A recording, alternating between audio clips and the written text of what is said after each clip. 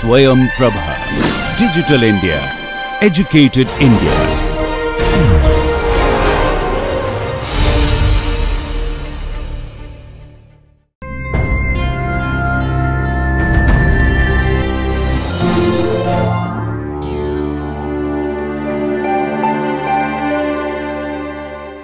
So that gives me a lot of flexibility. But then you see these masks are much more complicated than the regular masks. So in a research laboratory, typically it's very difficult to actually go through the mask and fabricate them. So one of the techniques we use when we want to miniaturize these structures is what is known as electron beam lithography. Because in this case, I have shown you the splittering resonators, right? That was at 10 gigahertz. But I want to even make it at 1 terahertz, right? We showed this structure already in the negative index case. So 1 terahertz means maybe this structure is few microns in size. How do we fabricate structures which are few microns?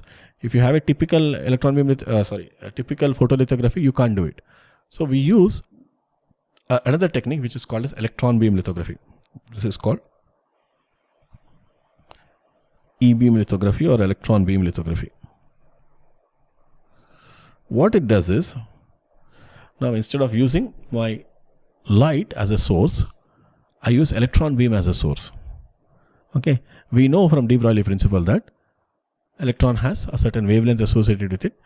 Given an energy, we can compute the wavelength, and then we can compute basically wavelength of the electron beam. How do we calculate the wavelength of electron beam? Let's say I have 100 eV, right? 100 keV electron. How do I compute the wavelength? Well, my momentum is simply going to be P is equal to square root of 2mE. So I can compute in terms of EV, you put that and then compute the momentum, and lambda is simply going to be h by p. I think we did the assignment. I think first week I had some questions on this direction, right? So you see that for a corresponding energy, the wavelength of an electron is going to be much smaller than the wavelength of the photon, right?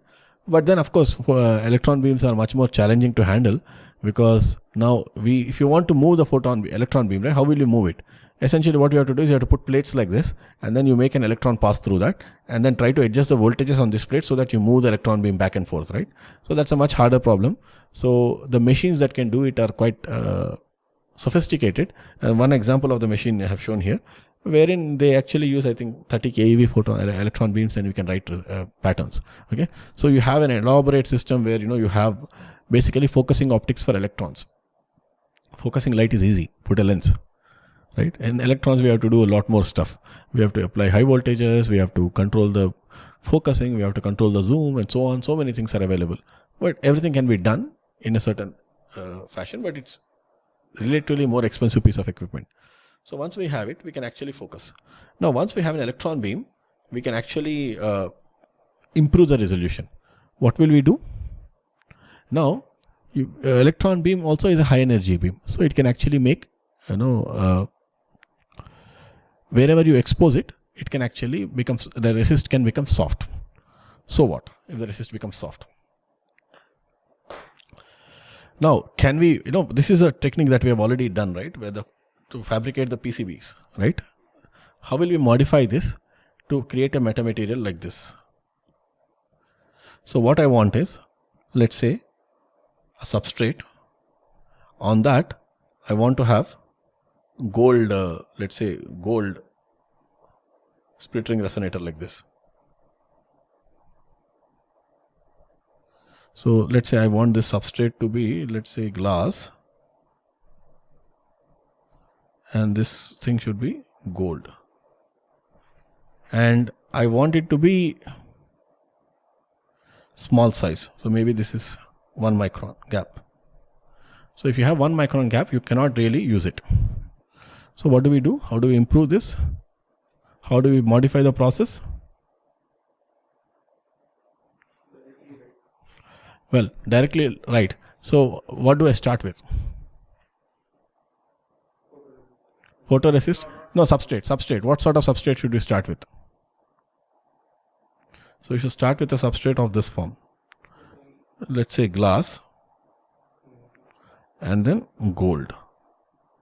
Okay. If you can start like this, and then make mask on areas where you want the photoresist to remain, and then etch gold. But how do we etch gold?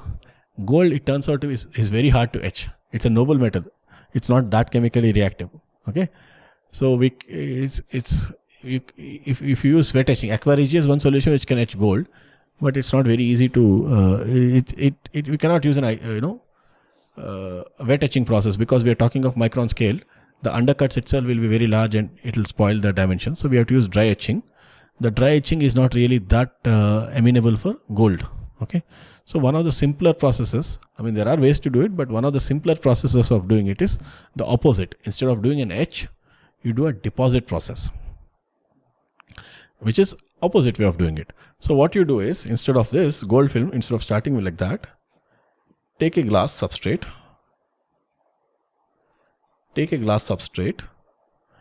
and do a positive resist, right? So basically, let's say a positive resist like this. Wherever you want the gold to be there, you open the window.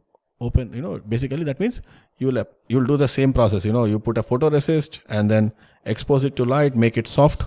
In this case, it should be an E-beam resist instead of a photoresist. You write with an E-beam machine, you expose this. Wherever you expose now, you simply deposit metal. If you deposit metal, essentially what you will get is now, in this case, I'll have gold like this.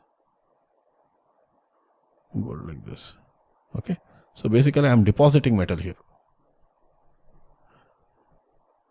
Okay, once I deposit metal, how do I deposit metal? So every step in this case is we will use what is known as evaporation. One of the techniques is evaporation. There is sputtering. There are many techniques. Evaporation is one of the standard techniques. Okay, so let's say I'll talk about evaporation in a moment. But let's say we have managed to deposit gold.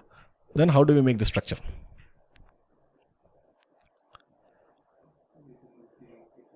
Now, if you deposit, you cannot controllably deposit in only one area. You will put it in a chamber where you deposit, evaporating. Okay, so we have to go through a process which is known as, what is the process? Lift off essentially. So I'm sorry, I should actually put gold here also. Okay, once you do a lift off process, lift off means, let's say the photoresist is soluble in something. You put it in, let's say acetone. What happens is, wherever the resist is soluble, it just, resist will simply go away. Along with it, the gold also will go away. But wherever you directly exposed it, there the gold will stick to the substrate and it will not go away. Okay, so it's something like, let me see an example. You mask, let's say, you want to paint something, like spray paint. Let's say you want to spray paint a design or something. Well, in this case, what you can do is, you can cut out a paper in a shape and then do a spray painting. Wherever you don't want the paint, they'll have a paper, right? And then simply dissolve the paper and then you get left with a pattern. So spray painting, you're essentially depositing the color on the wall. Similar, just with some mask, right? So essentially, similarly, you can make a mask out of photoresist. You deposit everywhere, and then there you simply remove the paper by hand. Here you have to dissolve the paper. Again, putting water is enough to dissolve the paper out. So you are left with something which is solid. Okay, so that's a deposition step. So lift off process basically removes, in this case, wherever you have the gold, right? Lift off dissolves PR, leaving behind gold.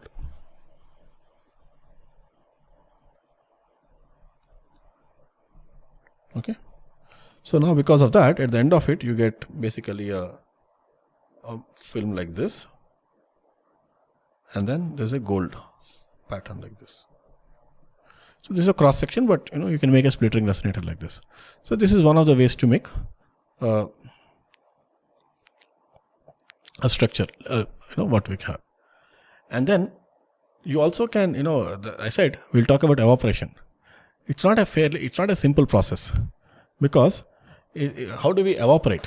Question was, so you have said that shrinking the wavelength has been challenging, because I said 193 nanometers was where it is stuck for nearly 15 years, I think, 20 years also, I think. So they tried 157, it didn't work out. So finally now they have come to EUV, which is not at all power efficient. And it's a big bottleneck. So instead of using this, why don't we go to electron beam? That's a question, right? The problem with electron beam is it is a raster scan. Okay. For example, if you want to, let's say,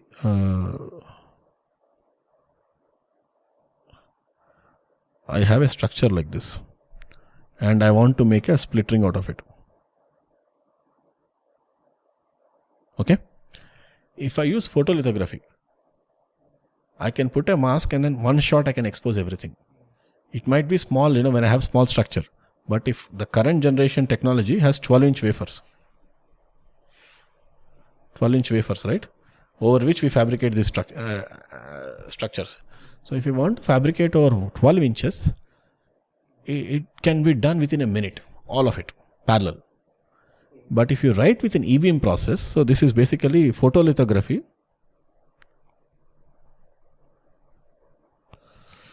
Is basically blanket exposure. Right? All over it, one shot. But electron beam lithography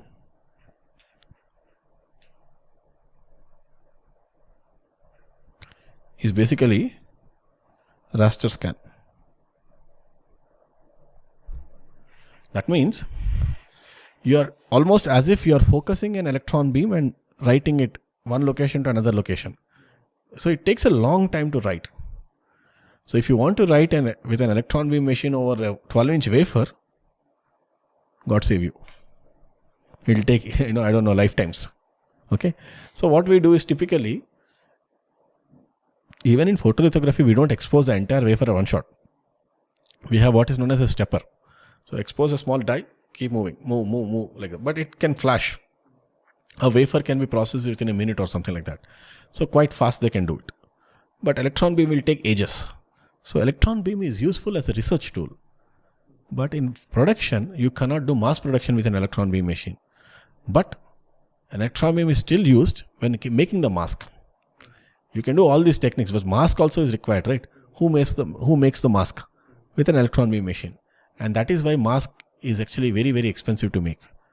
So I know that, the state of the art, let's say NVIDIA chips and things like that, the mask itself might cost about $40 to $50 million to make a mask set. It's quite expensive.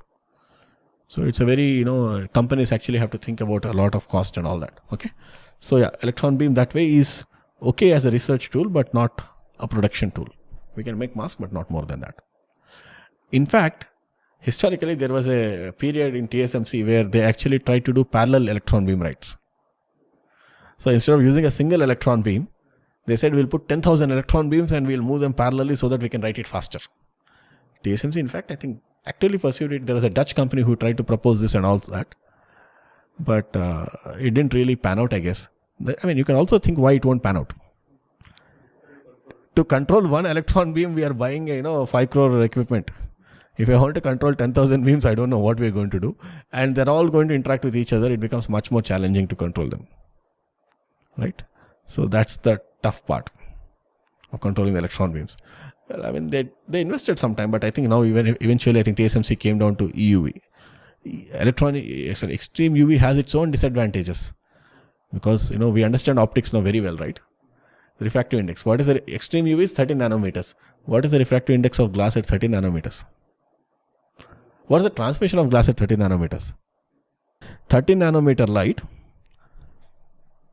What will be the transmission? What will be transmission through glass?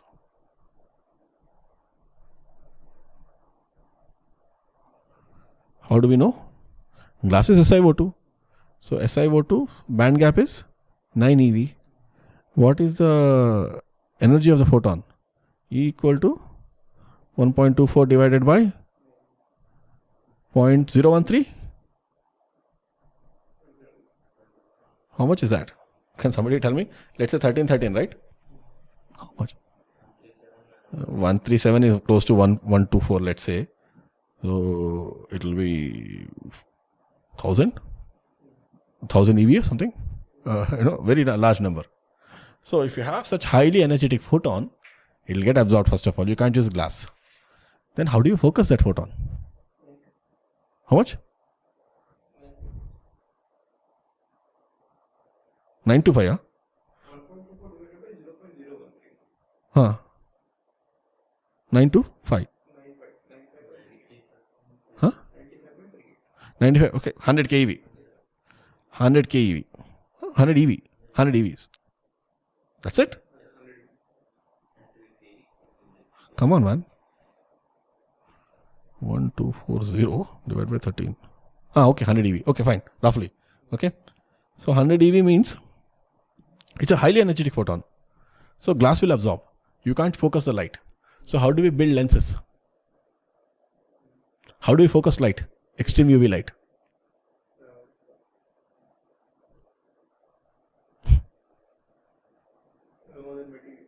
Nothing. Every material will absorb.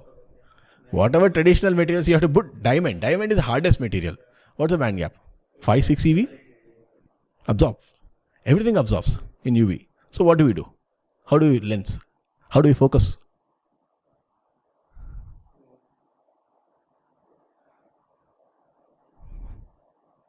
Reflective lenses. Think of reflective lenses. Traditional lenses are this fashion, right? The light is going like this and then that's getting focused. But now this thickness is, let's say, a few millimeters, or 10 millimeters, I don't know, lens thickness, millimeters, tens of millimeters maybe. If I put tens of millimeters of glass, UV will get absorbed. You cannot use this sort of lens. So we have to use reflective lenses. How do we make reflective lenses?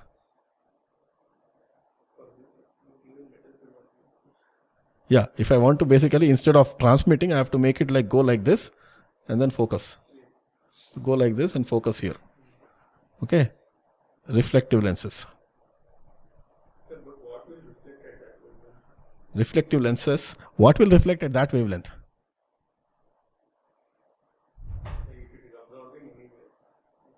Very highly absorbing material. What will reflect? Metals, in the case of IR, what do we say? Metals cannot penetrate inside. But because, here in this case, actually they penetrate and they get absorbed. So what will reflect?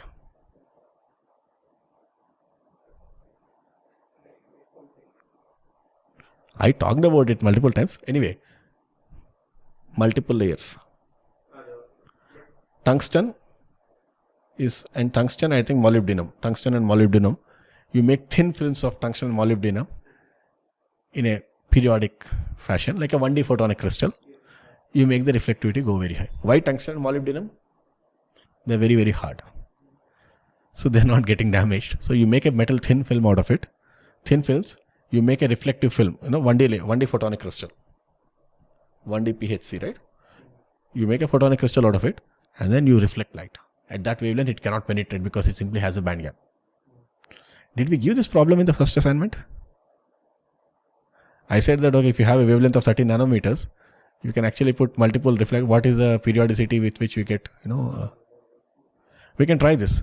Just pick up the refractive index of whatever. I'm not exactly certain if it is molybdenum and tungsten, but you can have two different materials. Let's say the A by lambda we know. What is the periodicity required to reflect 30 nanometer left? And let's assume that we have the same structure of A by lambda equal to, we have to compute some things, but we can think. Okay? Or, roughly at least we can give an idea. Of course it's going to be in what thickness range? It has to be thin, because remember always, this is, in a way, even your lattice, right? I'm sorry, I'm diverting a little bit. I hope that people will excuse me for this. But, you have silicon atoms, right? You have X-ray diffraction. What is X-ray diffraction? You have light incident and it's getting reflected. From all these, multiple reflections from each plane, they come back and then they add up in phase and you get diffraction, right? So atomic lengths are angstroms. So X-rays will get diffracted. So you have to put nanometer scale. Maybe 5 nanometers or so, 10 nanometers. Huh? Oh, X-rays are very nice. X-rays, the problem is, the question was, why can't you do X-rays for lithography? People have tried it. The problem is, how will you make X-rays interact? It just keeps going through, right? X-ray, if I put on the hand, I only once are able to stop it. X-rays do not interact sufficiently. The problem is we have to make the source sufficiently interact with the resist, right? So yeah, you can do a lot of things like this. Okay. So basically you have, you can make a 1D photonic crystal, and then you can actually, I'm sorry, am I running out of time? Huh?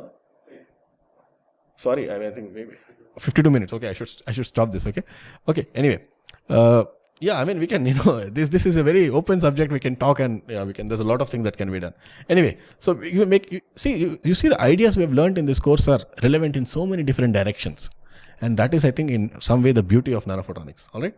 So anyway, quickly, I'll just talk about my,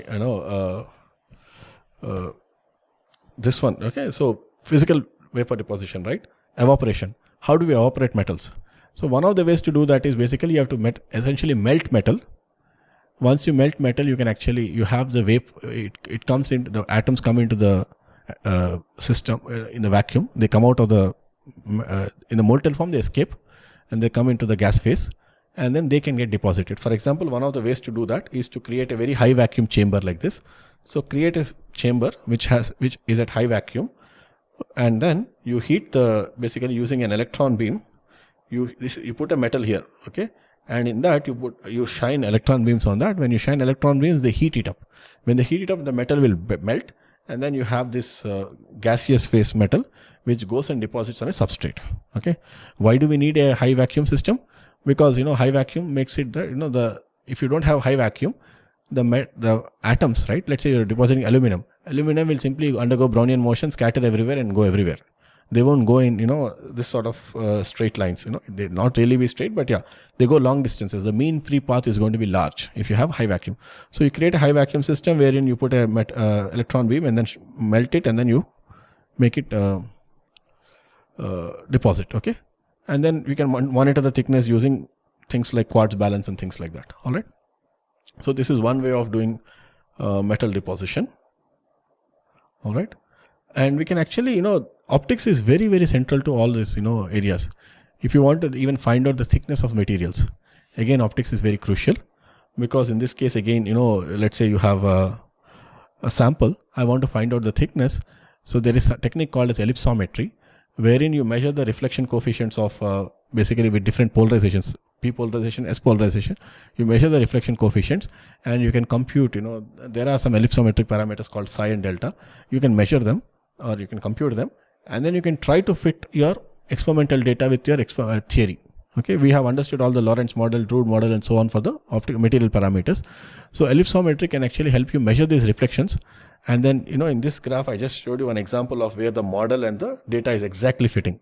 You measure these parameters in an ellipsometer, which is it's a very nice tool, beautiful, versatile tool to measure thin films, even down to 1 nanometer. You can measure. So you fit the data, and then you can compute, you can estimate what is the thickness. It's an indirect technique, but still it gives you very, very accurate data, because we are measuring it multiple wavelengths. We don't just do it one wavelength. We go, let's say, from 300 nanometers to 1000 nanometers. When we measure at multiple wavelengths and you're able to fit the exact physical model, that means that is the only solution that is available. Okay. So that way it's a very reliable tool that is used routinely in the semiconductor industry. So with that, I would like to stop this lecture. I know it went a little bit long. Maybe I'll try to split it into a couple of two parts or something. Post facto I'll do it. So maybe I'll have to find a way, place. Anyway, so please bear with me. So I hope that, I have convinced you that optics plays a central role in a lot of different areas, and I have given you a glimpse of it through these lectures. So now in the next 4 weeks, I'll try to move forward from here, and we'll talk about quantum optics. All right. So that's the plan. All right. So thank you so much for your attention. I'll see you in the next week. Bye.